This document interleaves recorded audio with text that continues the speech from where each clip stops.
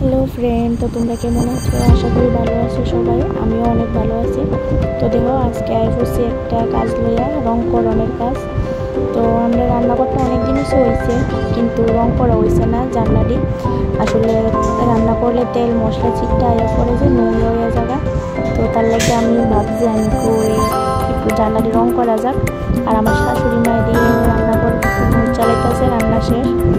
তো দেখো, পিঙ্ক কালারের উপরে সবুজ কালার করছি, কেমন হয়েছে তোমরা কমেন্ট করো। আমার দেখো এক সাইড কমপ্লিট, তো আরেকটা সাইড করার রাখবো, আরেকটা সাইড অর্ধেক করে রাখছি। তো দেখো পুরো কমপ্লিট করে লেছি সবটা জানলা। এই যে সবটা জানলা কমপ্লিট। আসলে আমি তো পুরো প্রফেশনাল না, তার লেগে আমি যেটুকু পারছি অতটুকু করছি। তো তোমরা আমার সাথে থাকো, পাশে থাকো, আমার একটু সাপোর্ট করো। তোমাদের সাপোর্টের আমার অনেক দরকার।